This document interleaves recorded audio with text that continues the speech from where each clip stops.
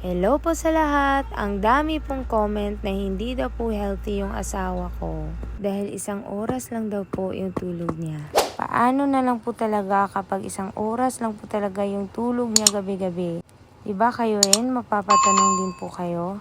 Hindi po ganun talaga. Yung video namin na nakita nyo na 1 oras lang yung tulog niya nung araw na yon, yun lang din po yun. Kasi kapag wala kaming order na tulad nun, enough naman po yung oras ng tulog namin.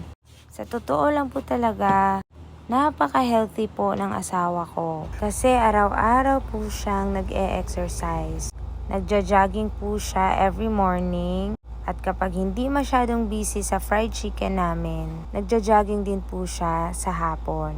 Sa 1 linggo po, mga nasa 3 beses lang po siyang nagre-rest. Kasi halos araw-araw nagja-jogging po yung asawa ko. Active din po siya kapag meron pong mga fun run at fun trail dito malapit sa amin. Nung 1 araw nga ay natapos niya yung isang fun run dito sa lugar malapit sa amin. 10-kilometer finisher po ang asawa ko at sub 1 achiever po siya.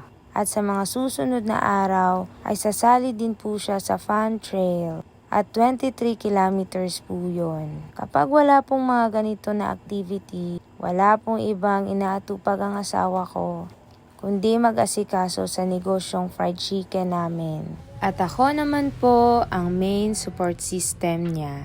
Kaya sa araw-araw na gawain po naming mag-asawa, kami pong dalawa talaga ang nagkakaintindihan sa lahat ng bagay.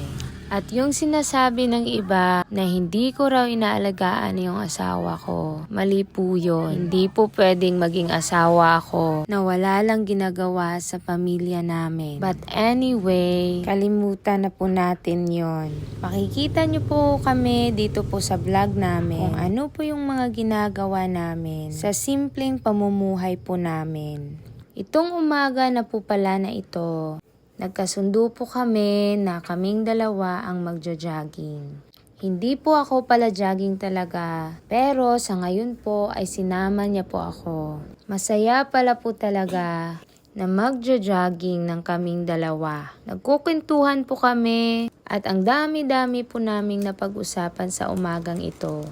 At ang pinili po naming lugar ay dito po kung saan ang dami pong mga kahoy. Hindi po mainit dito, napakalamig po at malapit lang po ito sa bahay namin. Maganda rin po dito mag-jogging at mag-walking dahil hindi po marami ang mga sasakyan na dumadaan dito.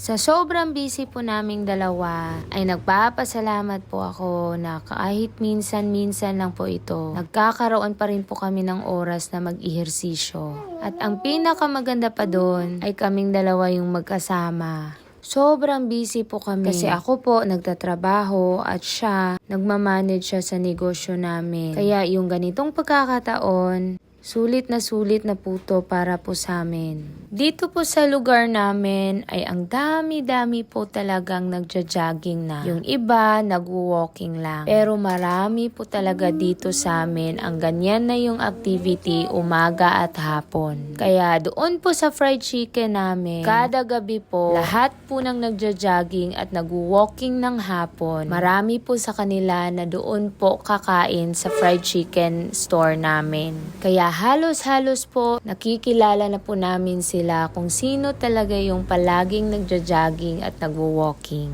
At ngayon naman po ay papakita ko po sa inyo ito pong munting ilog po namin dito.